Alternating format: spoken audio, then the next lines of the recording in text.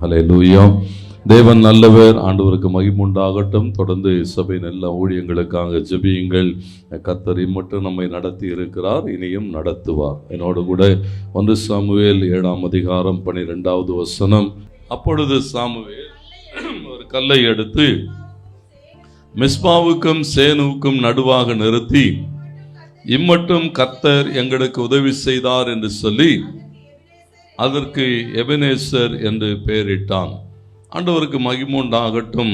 ஒவ்வொரு நாளும் தேவ சமூகத்திலே நாம் கூடி வருகிற போதெல்லாம் ஆண்டவர் நமக்கு பாராட்டின எல்லா கிருபைகளை நினைவு கூறுகிறவர்களாய் இருக்கிறோம். இந்த வேத பகுதி சொல்லுகிறது, தேவ பிள்ளைகளுடைய வாழ்விலே ஒரு அற்புதங்களை செய்தபோது, ஒரு விடுதலையை தந்தபோது, ஒரு ஜெயமுள்ள வாழ்க்கை கர்த்தர் அவர்களுக்கு வாக்கு பண்ணி அவைகளை நிறைவேற்றின போது இந்த வார்த்தை சொல்லுகிறது, சாமுவேல் ஒரு அடையாளத்தை ஏற்படுத்துகிறான். வேதம் முழுவதும் இப்படி அநேக அடையாளங்களை நாம் பார்க்க முடியும். ஒவ்வொரு இடங்களிலும் என்னோடு கூட ஆதியாகமத்தின் புத்தகம் 35ஆம் அதிகாரம் 14-15 வசனங்களை வாசிக்கிற போது, அப்பொழுது யாக்கோபு தன்னோடு அவர் பேசின ஸ்தலத்திலே ஒரு கர்த்தூனை நிறுத்தி அதன் மேல் பான பலியை ஊற்றி எண்ணெயையும் வார்த்தான். தேவன் தன்னோடு பேசின அந்த ஸ்தலத்திற்கு யாக்கோபு பெத்தேல் என்று பெயரிட்டான். ஆண்டவருக்கு மகிமை உண்டாட்டுங்க. பாருங்க, ஆண்டவர் யாக்கோபோடு கூட பேசுகிற போது, ஆண்டவர் என்னோடு கூட இந்த இடத்துல பேசினார், இந்த காரியங்களை பேசினார் என்று சொல்லி அவன் அங்கே ஒரு கர்த்தூனை நிறுத்தி அந்த இடத்திற்கு பெத்தேல் என்று பெயரிடுகிறான். ஆண்டவர் எப்பொழுதெல்லாம் நம்முடைய வாழ்விலே அற்புதங்களை செய்கிறாரோ அப்பொழுதெல்லாம் ஆண்டவர் நம்மிடத்துல என்ன எதிர்பார்க்கிறான்னு சொன்னா, அதை ஞாபகத்திலே வைத்திரு. ஆண்டவர் செய்தவைகளை என்ன செய்யணுமா, ஞாபகத்திலே. பாருங்க, இந்த சாமுவேல் அந்த கல்லை எடுத்து வைத்து அதற்கு எபெனேசர் என்று பெயரிட்டான். எபெனேசர் என்று சொன்னால் ஒரு நினைவு கூறுதலின் கல் என்று அர்த்தம். ஆண்டவருக்கு மகிமை உண்டாகட்டும். தேவன் செய்தவைகளை ஆண்டவர் பாருங்க எவ்வளோ நன்மைகளை செய்திருக்கிறார். அப்போ ஒவ்வொன்றுக்குமான அடையாளங்கள். என்னோடு கூட யோசுவாவின் புத்தகம் 4ஆம் அதிகாரம் பாருங்க 9வது வசனம். இஸ்ரவேலர் பாருங்க, இஸ்ரவேல் ஜனங்களை தேவன் எகிப்திலிருந்து விடுதலையாக்கி கொண்டு வந்த போது ஆண்டவர் மகிமைப்படத்தக்கதாக யோசுவா என்ன செய்கிறானாம், அந்த யோர்தான் நடுவிலே 12 கற்களை நாட்டுகிறான். யோர்தான் நடுவிலிருந்து 12 கற்களை எடுத்து கொண்டு போய் நீங்கள் தங்குமிடங்களிலே அவைகளை நடுங்கள் என்று சொல்லி தேவன் அவனோடு கூட பேசுகிறார். ஆண்டவருக்கு மகிமை உண்டாகட்டும். பாருங்க, ஆண்டவர் அவர்களை விடுவித்ததற்கு அடையாளமாய் அவர்கள் என்ன செய்தார்களா, அந்த 12 கற்களை கொண்டு வந்து கில்காலிலே நாட்டுகிறார்கள். ஆண்டவர் மகிமைப்படட்டும். கில்கால் என்று சொல்லுகிற போது என்னோடு கூட யோசுவா 5ஆம் அதிகாரம் 8வது வசனமும் 9வது வசனத்திலும் வாசிக்கிறோம். ஜனங்கள் எல்லாரும் விருத்த சேதனம் பண்ணப்பட்டு தீர்ந்த பின்பு அவர்கள் குணமாக மட்டும் தங்கள் தங்கள் இடங்களிலே பாளையத்திலே தரித்திருந்தார்கள். கர்த்தர் யோசுவாவை நோக்கி, இன்று எகிப்தின் நிந்தையை உங்கள் மேல் இராதபடிக்கு புரட்டி போட்டேன் என்றார். ஆதலால் அந்த ஸ்தலம் இந்நாள் வரைக்கும் கில்கால் எனப்படுகிறது. ஆண்டவருக்கு மகிமை உண்டாகட்டும். நல்லா கவனிங்க, எகிப்தினுடைய நிந்தை இஸ்ரவேலர்கள் மேல் இராதபடி தேவன் என்ன செய்திருக்கிறாரா, புரட்டி போட்டபடினாலே அங்கே ஒரு அடையாளத்தை நாட்டுகிறான். கில்கால் என்று சொல்லப்படுகிறது. பாருங்க, எந்த சூழலிலே தேவன் அவர்களை நடத்தி வருகிறார். அந்த அதிகாரம் 5ஆம் அதிகாரத்தை வாசிக்கிற போது இஸ்ரவேல் ஜனங்கள் வனாந்தரத்தில் இருந்து அவர்கள் நடத்தி வந்து ஆண்டவர் பாருங்க கொஞ்சம் கொஞ்சமாய் அவர்களை நடத்தி வருகிறார். வேதம் சொல்லுகிறது, அந்த இடத்திலே வருகிற போது யோசுவா மறுபடியும் 2ஆம் விசை என்ன செய்தானா, எல்லா இஸ்ரவேலரையும் விருத்த சேதனம் பண்ணினான் என்று பார்க்கிறோம். முதல் வசனம் அப்படித்தான் சொல்லுகிறது. அவர்கள் அங்கே விருத்த சேதனம் பண்ணப்பட்டார்கள். கர்த்தருக்கு மகிமை உண்டாகட்டும். எல்லா ஜனங்களும், ஒரு பெரிய இராணுவம், தேவனுக்கு மகிமை உண்டாகட்டும், எல்லா புருஷரும் எல்லா யுத்த மனுஷரும் என்ன செய்யப்பட்டிருக்கிறார்கள் என்று சொன்னா, விருத்த சேதனம் பண்ணப்பட்டிருக்கிறார்கள். 3 நாட்கள் அந்த பலத்த இராணுவம் என்ன செய்ததா, அந்த இடத்திலே முடங்கி கிடக்கிறது. எந்த இடத்திலே அந்த இராணுவம் முடங்கி கிடக்கிறது? சுற்றிலும் எதிரிகளாலே சூழப்பட்ட இடத்துக்கு நடுவிலே அந்த இராணுவம் என்ன செய்கிறதா, செயலற்று போன நிலைமையிலே முடங்கி கிடக்கிறது. ஆண்டவருக்கு மகிமை உண்டாகட்டும். அது ஒரு கண்ணும் காணவில்லை, ஒரு செவிகளும் கேட்கவில்லை. இஸ்ரவேலின் தேவன் அவர்களை தம்முடைய செட்டைகளின் மறைவிலே மூடி மறைத்து காத்து கொண்டிருந்த நாட்கள். 3 நாட்கள் ஒன்றும் செய்ய முடியாது. ஆண்டவருக்கு மகிமை உண்டாகட்டும். ஒரு மனுஷனும் அங்கே பலவான் இல்லை. எல்லாரும் பலவீனப்பட்ட நிலைமையிலே முடங்கி கிடக்கிற ஒரு இராணுவம். தேவனுக்கு மகிமை உண்டாகட்டும். ஆண்டவர் அற்புதங்களை செய்கிறார். ஒவ்வொரு நாளும் ஆச்சரியமாய் நம்ம என்ன செய்கிறாரா, பாதுகாக்கிறார். வேதம் சொல்லுகிறது, இஸ்ரவேலை காக்கிறவர் என்ன செய்கிறதில்லை, உறங்குகிறதில்லை, தூங்குகிறதில்லை. ஒவ்வொரு நாளும் நம்மேலே அவர் கரிசனை உள்ளவராய் ஒரு பெரிய பாதுகாப்பு உண்டாகிறது. அங்கே சொல்லப்பட்டிருக்கிறது, எகிப்தின் நிந்தை இல்லை.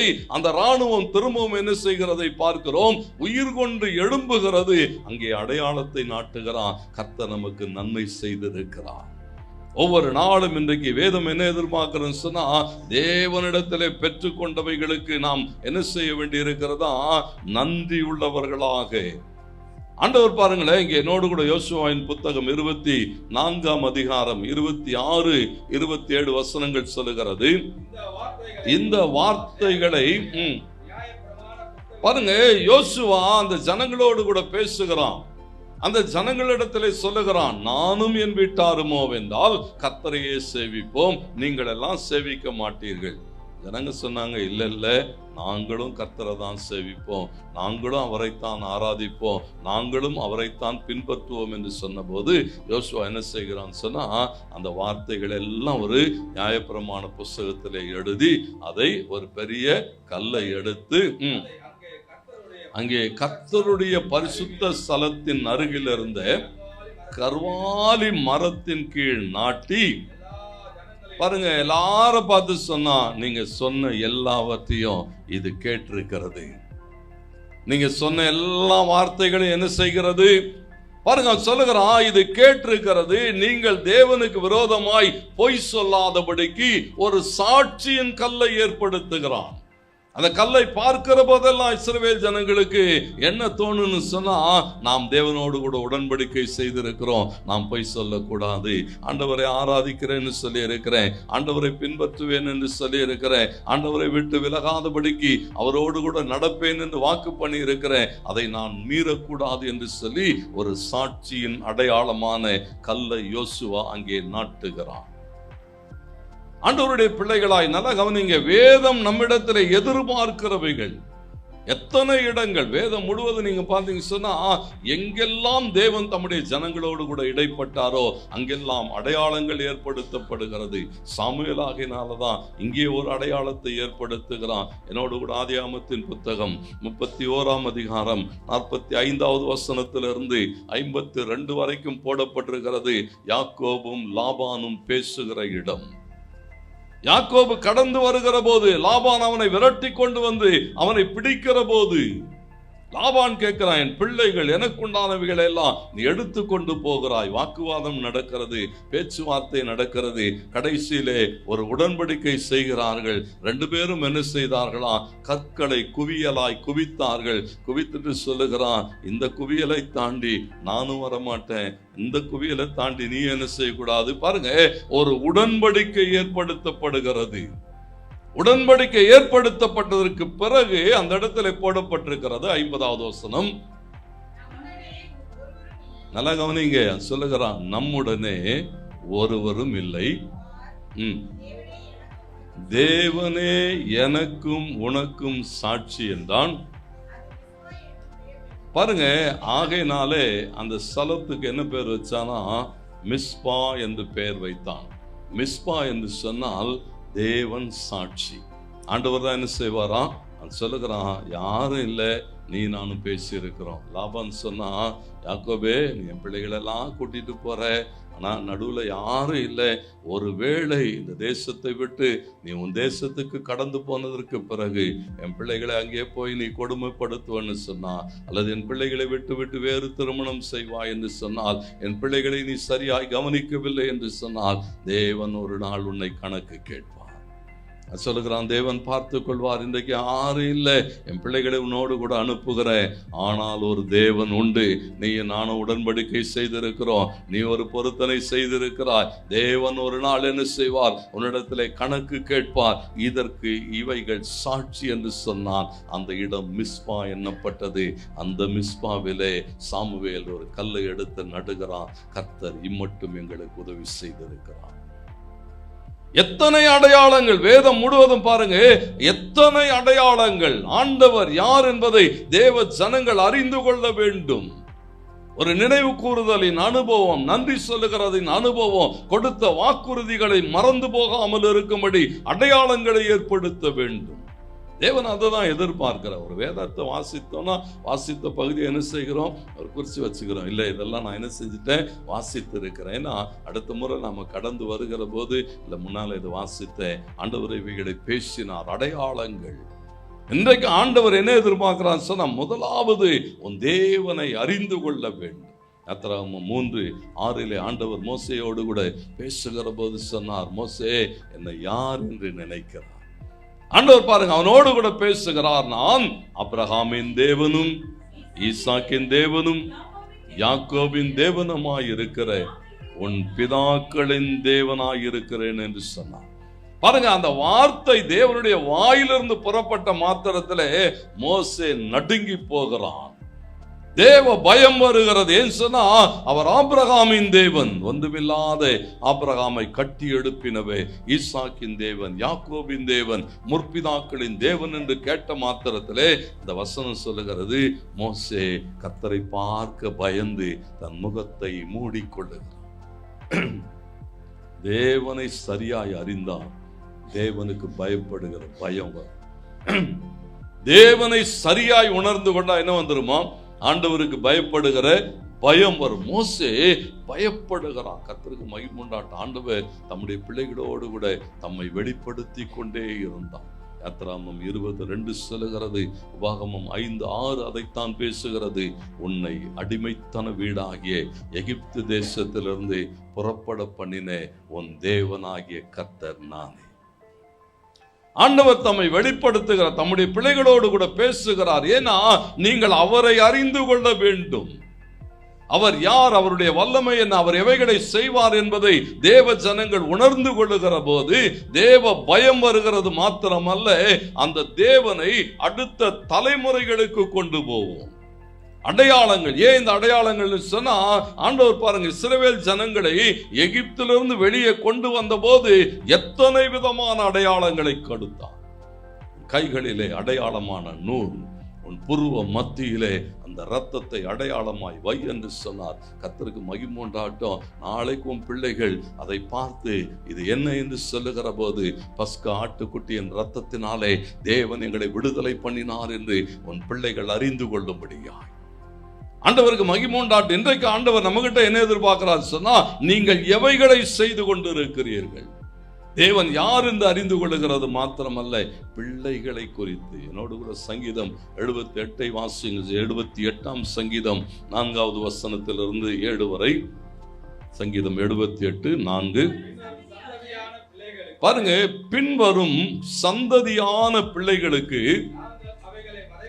நாங்கள் அவைகளை மறைக்காமல் கர்த்தரின் துதிகளையும் அவருடைய பலத்தையும் அவர் செய்த அவருடைய அதிசயங்களையும் விவரிப்போம். அவர் யாக்கோபிலே சாட்சியை ஏற்படுத்தி இஸ்ரவேலிலே வேதத்தை ஸ்தாபித்து அவைகளை தங்கள் பிள்ளைகளுக்கு அறிவிக்கும்படி நம்முடைய பிதாக்களுக்கு கட்டளையிட்டார். இனி பிறக்கும் பிள்ளைகளாகிய பின் சந்ததியார் அதை அறிந்து கொண்டு அவர்கள் எழும்பி தங்கள் பிள்ளைகளுக்கு அவைகளை சொல்லும்படிக்கும். பாருங்களேன், தேவன் மேலே நம்பிக்கை வைத்து தேவனுடைய செயல்களை மறவாமல் அவருடைய கற்பனைகளை கை கொண்டு அவருக்காக வாழுகிற ஒரு பின் சந்ததி எப்ப எழும்பும் தெரியுங்களா? தேவனை குறித்து அவர்களோடு கூட நீங்கள் பேசுகிற போது.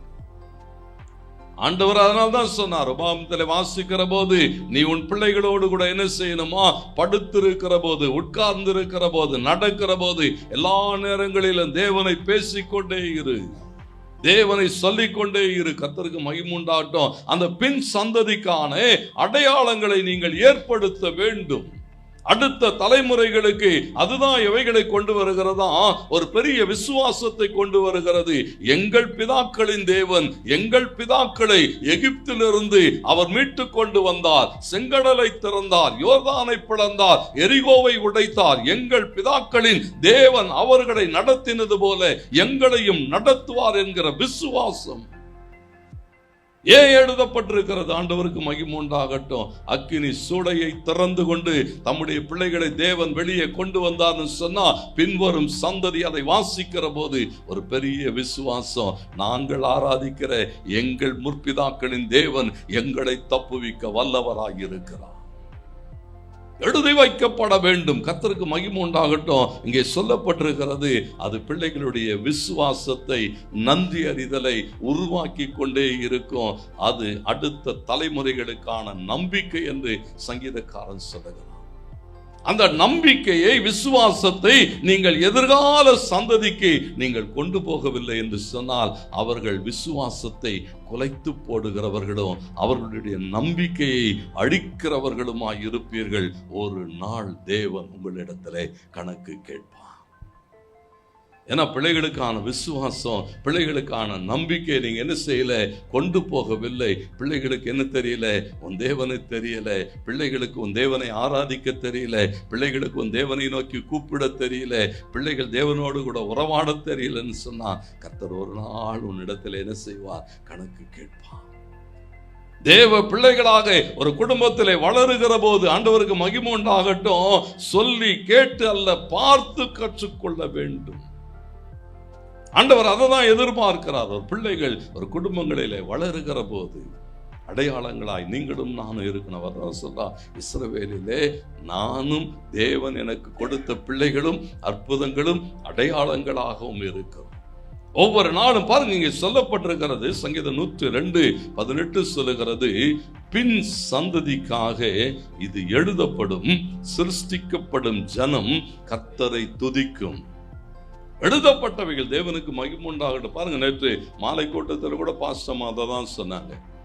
சங்கீதக்காரன் தாவீது தேவனோடு கூட நேரம் எடுக்கிறான். சங்கீதக்கார தாவீது தேவனோடு கூட காத்திருக்கிற போது ஆண்டவர் அவனோடு கூட பேசுகிறார், அவனோடு கூட உறவாடுகிறார், காரியங்களை வெளிப்படுத்தி தருகிறார், அநேக சங்கீதங்களை எழுதுகிறான். அந்த சங்கீதங்கள் இன்றைக்கு வரைக்கும் நமக்கு ஒரு பெரிய நம்பிக்கையை தருகிறது, ஒரு பெரிய விசுவாசத்தை தருகிறது. சூழல்கள் கூடாக கடந்து போகிற போது என் தேவன் எல்லாவற்றையும் பார்த்து கொள்வார் என்று ஒவ்வொரு சங்கீதமும் நம்மோடு கூட பேசுகிறது என்று சொல்லி எழுதப்பட்ட சங்கீதங்கள். கர்த்தருக்கு மகிமை உண்டாகட்டும். பாருங்க, இங்கே சங்கீதக்காரன் சொல்லுகிறான், பின் சந்ததிக்காக இது எழுதப்படும். சாமுவேல் எடுத்து நிறுத்துகிறான், ஒரு கல்லை நிறுத்துகிறான், சாட்சிகள் கொண்டு போக வேண்டும். சங்கீதம் 145 நீங்கள் வாசித்து பாருங்கள். அவர் சொல்லுகிறான், நான் கர்த்தரை துதிப்பேன், என் ஆண்டவர் என் வாழ்க்கையில இடைப்பட்டிருக்கிறார், எனக்கான காரியங்களை செய்திருக்கிறார், நான் சொல்லுவேன் வரும் தலைமுறை உம்மை துதிக்கும் என்று சொல்லுகிறார். தேவ ஜனங்களாக அவைகளை கொண்டு போக வேண்டும். இன்னைக்கு அடையாளங்களை தொலைத்து விட்டோம், அடையாளங்கள் இல்லை. கர்த்தர் என்ன எதிர்பார்க்கிறான்னு சொன்னா, சாமுவேல் ஒரு அடையாளத்தை நிறுத்துகிறான். பாருங்க, என்னோடு கூட யோசுவாவின் புத்தகம் 22ஆம் அதிகாரம் 23வது வசனத்திலிருந்து, யோசுவா 22, 23 முதல் 25 வரை. ஒரு காரியத்தை குறித்து நாங்கள் எங்களுக்கு அந்த பீடத்தை கட்டினதே அல்லாமல் கர்த்தரை பின்பற்றாதபடிக்கு விலகுவதற்காவது. நல்லா கவனிங்க, இங்கே சொல்லப்பட்டிருக்கிற காரியங்கள், அந்த வசனங்களை வாசிக்கிற போது இஸ்ரவேல் ஜனங்கள் எகிப்திலிருந்து தேவனாலே நடத்தி கொண்டு வரப்படுகிறார்கள். தேவன் எல்லா தடைகளை தாண்டி அவர்களை கொண்டு வருகிறார். யோர்தான் அருகிலே வருகிற போது யோர்தான் அப்படியே செழிப்புள்ளதாய் காணப்படுகிறது. அப்போ இந்த கோத்திரங்கள், ரூபன் கோத்திரமும் 15வது வசனத்தை வாசிங்க. யோசுவா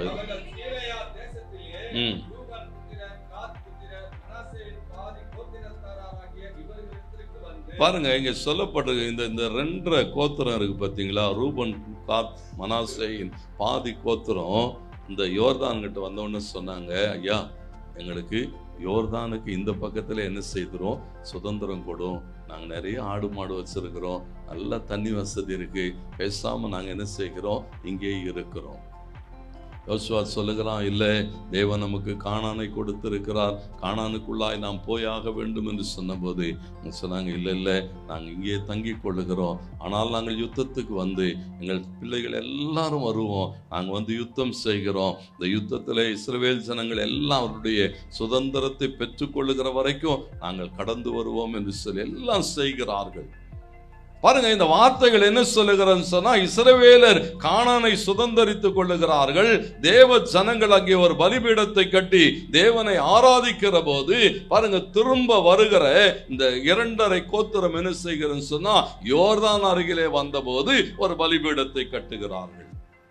பலிபீடத்தை கட்டணும்னு இஸ்ரவேலர்களுக்கெல்லாம் என்ன வருகிறது, ஆல்ரெடி பேயோரின் சங்கதியில் எப்படிப்பட்ட பிரச்சனை வந்துதான் அவ்வளவு பேர் இறந்து போனார்கள். மறுபடியும் இவங்க கலகம் பண்ணுகிறார்கள், தேவனை விட்டுட்டு வெளியே போகிறார்கள், தேவனை ஆராதிக்காமல் வேறு தெய்வத்தை ஆராதிக்க தீர்மானித்திருக்கிறார்கள். இவர்களை கொன்று போடுவோம் என்று சொல்லி அந்த மீதி இருக்கிற கோத்திரங்கள் இவர்களுக்கு எதிராய் வருகிற போது அவங்க சாட்சி சொல்றாங்க, ஐயா நாங்கள் கடவுளை விட்டு விட்டு போகிறதற்காக இந்த பலிபீடத்தை கட்டவில்லை, போஜன பலிக்காகவோ மற்ற எந்த பலிகளுக்காகவோ இந்த பலிபீடத்தை கட்டவில்லை. தொடர்ந்து அந்த வசனங்கள் சொல்லுகிறது, நாளைக்கு எங்கள் பிள்ளைகள் தேவனை தொழுது கொள்ள வேண்டும், ஒரு மெய்யான கர்த்தரை எங்கள் பிள்ளைகள் ஆராதிக்க வேண்டும், யெகோவா தெய்வமே தெய்வம் என்று எங்கள் பிள்ளைகள் அதை மாத்திரம் சார்ந்து கொள்ள வேண்டும் என்றால் நாங்கள் யெகோவா தேவனுக்கு உகந்த ஒரு பலிபீடத்தை அதன் சாயலிலே கட்டி எழுப்பி இருக்கிறோம். சொல்லுகிறான், இது அடையாளத்துக்காய் கட்டப்பட்டிருக்கிறது, நாம் ஆராதிக்கிற தேவன் யார் என்பதை எங்கள் பிள்ளைகள் அறிந்து கொள்ளணும். நாளைக்கு உங்கள் பிள்ளைகள் எங்கள் பிள்ளைகளுக்கும் உங்கள் பிள்ளைகளுக்கும் சம்பந்தம் இல்லை என்று சொல்லிவிடக்கூடாது. நாம் எல்லாரும் இஸ்ரவேலர்கள், இஸ்ரவேலின் தேவனை நாம் ஆராதிக்கிறவர்கள் என்பதை எங்கள் பிள்ளைகளும் அறிந்து கொண்டு அந்த மெய்யான தேவனை தொழுது கொள்ள வேண்டும் என்பதற்காக ஒரு அடையாளத்தை இங்கே கட்டுகிறோம் என்று சொன்னார். தேவனுக்கு மகிமை உண்டாகட்டும். பாருங்க, இப்போ என்ன எதிர்பார்க்கலான்னு சொன்னா, பின் சந்ததிக்கு அவைகளை கொண்டு போக வேண்டும். இன்னைக்கு அநேக நேரங்களிலே நாம் எப்படி இருக்கிறோம் சொன்னா, அந்த பின் சந்ததியை குறித்து தானே கவலையற்றவர்களாக இருக்கிறோம். ஆண்டவர் பார்த்துப்பார்ப்பா சார், மரம் வச்சவன் பார்த்துப்பான்ப்பா சார், நம்ம எதுக்கு அதெல்லாம் கர்த்தர் என்ன செய்வாராம். பாருங்களேன், நம்ம கிட்ட எதிர்பார்க்கிறார். இங்கே கவனியுங்கள், அவன் சொல்லுகிறான், சாமுவேல் சொல்லுகிற போது, இம்மட்டும் கர்த்தர் எங்களுக்கு உதவி செய்தார். பாருங்க, ஆண்டவர் என்ன உதவி செய்தார், எப்படிப்பட்ட உதவிகள் செய்தார். அந்த நினைவு கூறுதல்களின் கல்லை ஏன் அங்கே வைக்கிறான்னு சொன்னா, அவர்கள் கடந்து போன சூழல்களை அறிந்து கொள்ளுங்கள். இன்றைக்கும் தேவன் நம்ம கிட்ட என்ன எதிர்பார்க்கிறான், உன் வாழ்விலே ஒரு அற்புதத்தை எதிர்பார்க்கிறீர்களா? இங்கே சொல்லப்பட்டிருக்கிற சூழல்கள் என்னோடு கூட 1 சாமுவேல் 7ஆம் அதிகாரத்துக்கு நேராய் உங்கள் கவனத்தை திருப்புங்கள். அந்த வார்த்தைகள் சொல்லுகிறது, முதல் வசனம், தேவ பிரசன்னத்தை இழந்திருந்தார்கள். தேவன் இல்லை. கீரியாத்யாரீமிலே அந்த தேவனுடைய உடன்படிக்கை பெட்டி இருக்கிறது. 20 வருஷமாய் ஜனங்கள் என்ன செய்தார்களா, அந்த தேவ பிரசன்னத்தை இழந்திருக்கிறார்கள். 2வது வசனம் சொல்லுகிறது, அவர்கள் என்ன செய்தார்களா, கர்த்தரை நினைத்து புலம்பிக் கொண்டிருந்தார்கள். ஒரு புலம்பல் வாழ்க்கை எப்போ ஒரு ஆனந்தமாய் மாறுகிறது, ஒரு புலம்பலின் சத்தம் எப்பொழுது ஜெய சத்தமாய் மாறுகிறது என்று சொன்னால், இந்த அதிகாரத்தை நீங்கள் வாசிக்கிற போது உங்களாலே உணர்ந்து கொள்ள முடியும். அவர்கள் என்ன செய்தார்கள், தேவன் என்ன செய்தார். சாமுவேல் அடையாளத்தை நாட்டுகிறான். எப்போ ஒரு பெரிய வெற்றி வந்ததற்கு பிறகு அதற்கு முன்னால் இருக்கிற காரியங்கள் புலம்பிக் கொண்டிருக்கிறான். 3வது வசனம் வாசியுங்கள். அப்பொழுது சாமுவேல் இஸ்ரவேல் குடும்பத்தார் யாவரையும் நோக்கி, பாருங்க சொல்றான், மனம் திரும்பு. முதல்ல என்ன செய்ய, முழு இருதயத்தோடு என்ன செய்யணுமா, கர்த்தரிடத்துல திரும்பு. எதெல்லாம் விலக்கப்பட வேண்டி இருக்கிறதோ அதெல்லாம் என்ன செய்யணும், விலக்குன்னு சொல்லுகிறான்.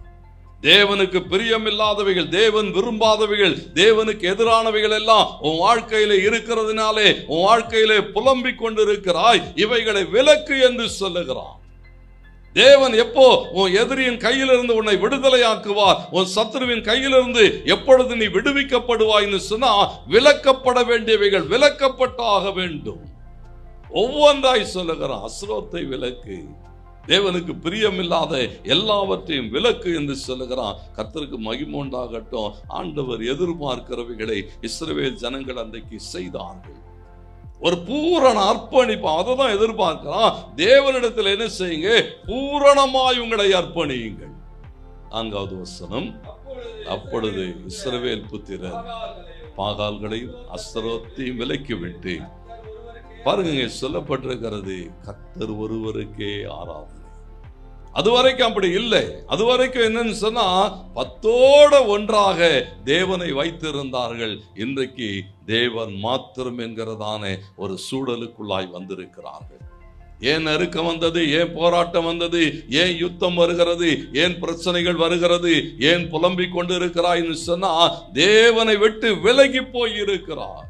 மீகா 2:4 அப்படி சொல்லுகிறான். கர்த்தருக்கு மகிமை உண்டாகட்டும். தேவனை விட்டு விலகி போயிருக்கிறாய். உன் வாழ்விலே போராட்டங்கள். சகரியாவின் தீர்க்கதரிசனம் அப்படியே 100க்கு 100 அங்கே நிறைவேறி கொண்டிருக்கிறது. சகரியா 12:12 வாசிக்கிற போது சொல்லுகிறான், ஒரு புலம்பலின் சத்தம். எல்லாரும் வாசிங்க 12வது. தேசம் புலம்பிக் கொண்டிருக்கும், ஒவ்வொரு வம்சமும் தனித்தனியாய் புலம்பும், தாவீதின் குடும்பத்தார். பாருங்க, ஒவ்வொருவரையும் சொல்லுகிறான். எல்லா குடும்பமும் கர்த்தருக்கு மகிமை உண்டாகட்டும் சொன்னா, எல்லாரும் தேவ பிரசன்னத்தை இழந்திருந்தார்கள். தேவன் இல்லை, புலம்பல் வருகிறது, கண் எதிரே நிறைவேறி கொண்டிருக்க சொன்னா, தேவனுக்கு பிரியமில்லாதவைகளை வைத்திருந்தார். ஆதியாகமம் 35:2 அப்படி சொல்லுகிறது, தேவனுக்கு பிரியமில்லாதவைகள். ஆண்டவர் எதிர்பார்க்க, இதெல்லாம் முதல்ல அப்புறப்படுத்து, இதெல்லாம் உன்னிடத்திலிருந்து தூரப்படுத்து.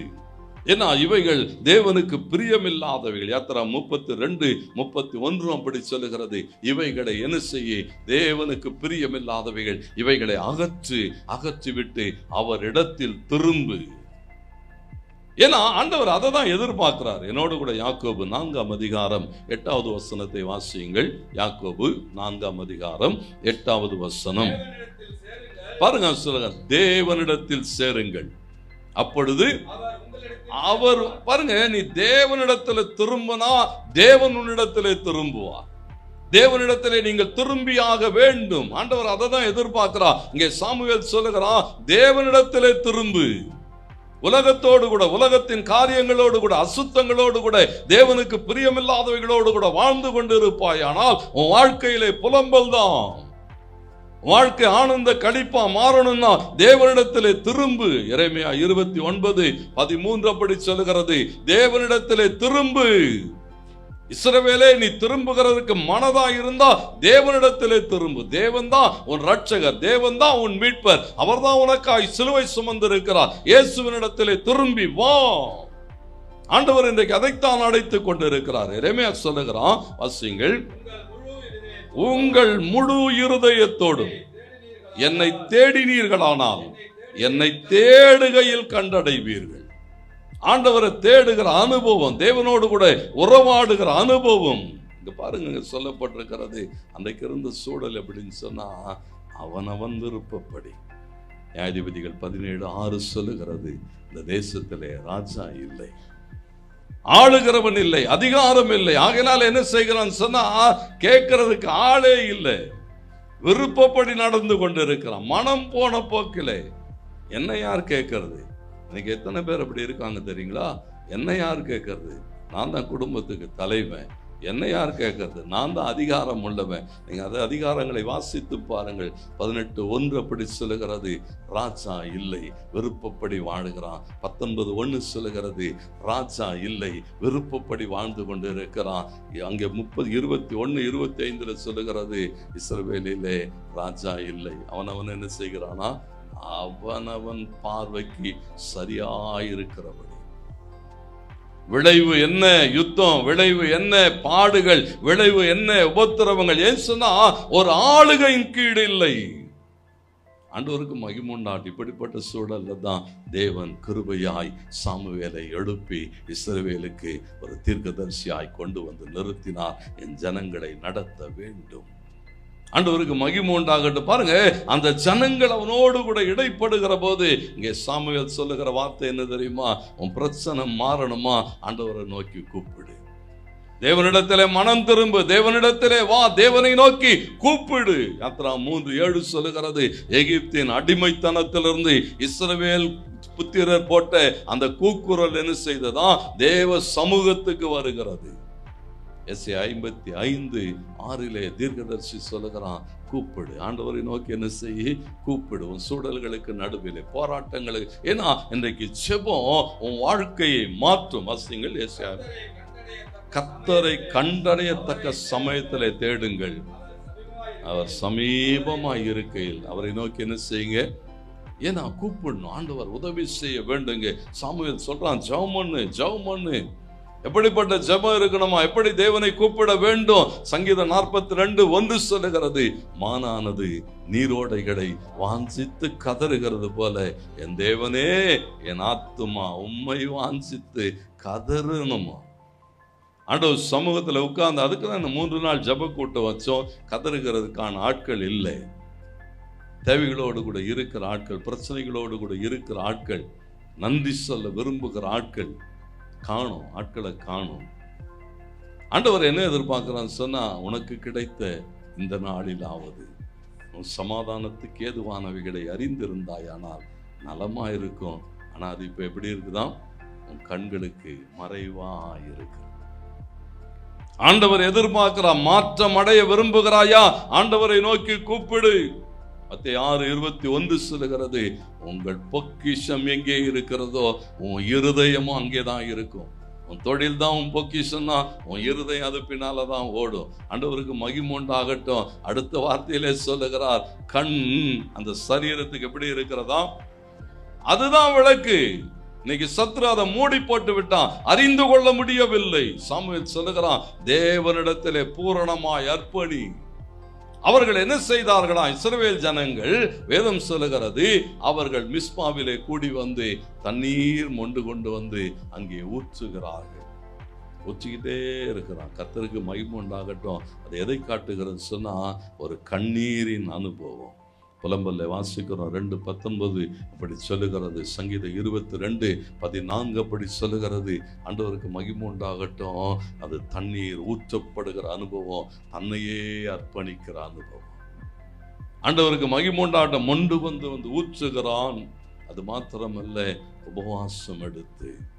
ஆண்டவருக்கு மகிமை உண்டாகட்டும். பாருங்க, இன்னைக்கு ஒரு விடுதலை தேவை. யுத்தம் வந்து கொண்டு இருக்கிறது. பெலிஸ்தர் நெருக்கி கொண்டு இருக்கிறார்கள். அவர்கள் என்ன செய்தார்களா?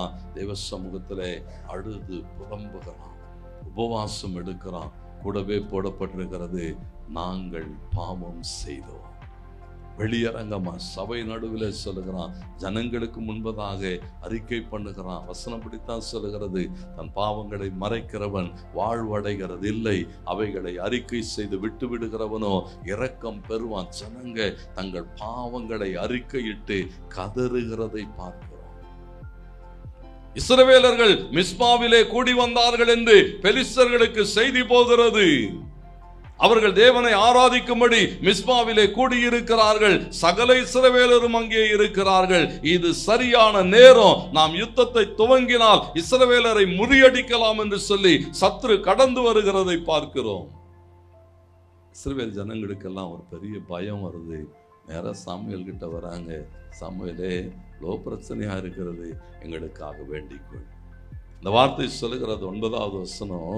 அப்பொழுது சாமுவேல் பால் குடிக்கிற பாருங்களேன், ஒரு சின்ன ஆட்டுக்குட்டி எடுத்து சாமுவேல் என்ன செய்தானா, பலி செலுத்துகிறான். சூழல்கள் நல்லா கவனிங்க. வேதம் என்ன சொல்லுதுன்னு சொன்னா, நீங்க தேவனுக்கு பலி செலுத்த வேண்டும் என்றால் பலியின் பிரமாணங்கள் நீங்க பழைய ஏற்பாட்டில் வாசிச்சு பாருங்க. யாத்திராமம் 29:38 சொல்லுகிறது. லேவியராமம் 12:6, 23:12 இதெல்லாம் வாசிங்கன்னா, நீ பலி செலுத்தணும்னு சொன்னா அந்த பலி ஆடு, அது ஆணாகட்டும் பெண்ணாகட்டும் செம்மறி ஆடு எதுவா இருந்தாலும் குறைந்தபட்சம் ஒரு வயசு இருக்கணும். எவ்வளவு இருக்கணும்? சாமுவேல் அந்த ஆட்டுக்குட்டியை பிடிச்சா பார்த்தீங்களா, 8 நாள் குட்டி. தேவனுடைய வார்த்தை வாசிங்கள். நல்லா கவனிங்க. கன்றாவது செம்மறியாட்டு குட்டியாவது பாருங்களேன், அது 7 நாள் என்ன செய்யணுமா? பரவாயில்ல, தாய் கூட இருந்து பால் குடிக்கட்டும். 8ஆம் நாள் முதல் அது கர்த்தருக்கு தகன பலியாக அங்கீகரிக்கப்படும். தேவனுடைய பிரமாணம், எங்கேயோ சொல்லப்பட்ட பிரமாணம் சாமுவேல் அறிந்திருந்தான். ஆண்டவர் எவைகளை விரும்புகிறார், எவைகள் தேவனுக்கு பிரியமானது. பாருங்க, அந்த பலி அங்கீகரிக்கப்பட்டது என்று சொல்லப்பட்டிருக்கிறது. இயேசு கிறிஸ்து நமக்காக அந்த பாவ நிவாரண பலியாய், சாப நிவாரண பலியாய், சர்வாங்க தகன பலியாய் கல்வாரி சிலுவையிலே தம்மை அர்ப்பணித்த போது பரலோகம் அந்த பலியை அங்கீகரிக்கிறது. வேதம் சொல்லுகிறது, பரலோகம் பலியை அங்கீகரித்ததினாலே சத்துருடைய ராஜ்யம் விழுந்தது. ஆண்டவருக்கு மகிமை உண்டாகட்டும். இங்கே பலி அங்கீகரிக்கப்படுகிறது. கர்த்தர் யுத்தத்தை ஆரம்பிக்கிறார். ஆண்டவருக்கு மகிமை உண்டாகட்டும். பலியை கர்த்தர் அங்கீகரிப்பார்னு சொன்னா, உன் ஜெபத்தை கர்த்தர் கேட்பார்னு சொன்னா, கர்த்தர் உனக்காக யுத்தம் பண்ண ஆரம்பிப்பார். வேதம் அதுதான் சொல்லுகிறது. கர்த்தர் என்ன செய்தாரா, பெலிஸ்தர்கள் நினைச்சாங்க போய் இவர்களை என்ன செய்யலாம், சாதாரணமாய் முறியடித்து விடலாம் என்று சொல்லி ஒவ்வொரு சூழல்களிலும் யோசுவா 10:10 சொல்லுகிறது, யோசுவாவுக்கு விரோதமாய் ஜனங்கள் வருகிற போது என் வேதம் சொல்லுகிறது, கர்த்தர் வானத்திலிருந்து யுத்தத்தை நடத்தினார். வானத்திலிருந்து பெரிய பெரிய கற்களை விட பண்ணுகிறார். சத்துரு நிர்மூலமாக்கப்படுகிறான். இங்கும் அதேதான், கர்த்தர் யுத்தத்தை ஆரம்பித்தார். வானத்திலிருந்து பாருங்க, தேவன் யுத்தம் பண்ணுகிறார். பெலிஸ்தர் என்ன செய்யப்பட்டார்களா, முற்றிலும் வீழ்த்தப்பட்டார்கள். 13வது வசனம் இல்லை, 13ஆம் வசனம் 1 சாமுவேல். பாருங்க, இஸ்ரவேலின் எல்லையில் அதுக்கப்புறம் என்ன வரலையா, பெலிஸ்தனே வர முடியல. கர்த்தருக்கு மகிமை உண்டாட்டு. ஏன்னா வசனம் அப்படித்தான் சொல்லுது, குமாரன் உங்களை விடுதலை ஆக்கினார், மெய்யான விடுதலை. ஆண்டவர் இங்கே ஒரு அற்புதம் செய்கிறார். யுத்தம் நடக்கிறது. பெலிஸ்தர் அப்புறம் என்ன செய்ய முடியலையா, அந்த எல்லைகளுக்கூடாக கூட வர முடியல. நீங்க மனம் திரும்பி தேவ சமூகத்திலே உங்களை அர்ப்பணித்து தேவனோடு கூட உறவாடுகிற போது உங்களுக்காக கர்த்தர் யுத்தம் பண்ண ஆரம்பிப்பார் என்று சொன்னால், அதற்கு பிறகு சத்துரு உன்னை தொடவே முடியாது. தேவனுடைய மகா பெரிய பாதுகாப்பு உண்டாயிருக்கும். அது மாத்திரம் அல்ல, மனம் திரும்பி ஆண்டவர் சமூகத்தில் அவர்கள் ஒப்பு கொடுத்த போது 14வது வசனம் சொல்லுகிறது, அவர்கள் இழந்து போன எல்லாவற்றையும் அவர்கள் திருப்பி கொண்டார்கள். வாசிங்கள். பாருங்க, பெலிஸ்தர் இஸ்ரவேல் கையிலிருந்து பாருங்க, அவன் எதெல்லாம் பிடித்திருந்தானோ, எக்ரோன் துவங்கி காத் மட்டுமுள்ள பட்டணங்களும் இஸ்ரவேலுக்கு திரும்ப கிடைத்தது. பெலிஸ்தர் கையில் இராதபடிக்கு விடுவித்துக் கொண்டார்கள், இஸ்ரவேலுக்கும் எமோரியருக்கும். பாருங்களேன், ஒரு புலம்பலின் வாழ்க்கை ஒரு சமாதானத்தின் வாழ்க்கையாய் மாறுது. எல்லாவற்றையும் இழந்திருந்த நிலைமை எல்லாவற்றையும் திருப்பிக் கொள்ளுகிற ஒரு நிலைமைக்கு வருகிறது. எப்ப தெரியுங்களா, மனம் திரும்பி ஆண்டவர் சமூகத்தில் ஒப்பு கொடுத்து ஆண்டவர் சமூகத்தில் நம்முடைய குற்றங்களை, பாவங்களை, மீறுதல்களை அறிக்கையிட்டு கர்த்தரை மாத்திரம் சார்ந்து கொள்ளுகிற போது கர்த்தர் நமக்காக யுத்தம் பண்ணுவார். அதுக்காக தான் ஒரு 3 நாள் கூட்டம் வச்சோம். கர்த்தருடைய சமூகத்தில் வந்து காத்திருங்கள். கர்த்தர் உங்களுக்காக என்ன செய்வார், மகிமையானவைகளை செய்வார். தேவனுக்கு மகிமை உண்டாகட்டும். சாமுவேல் அடையாளங்களை ஏற்படுத்தினார். நீங்களும் நானும் அடையாளங்களாக இருக்க அழைக்கப்பட்டிருக்கிறோம். கர்த்தர் நம்மை கொண்டு நம் பின் சந்ததியை ஆசீர்வதிப்பார்.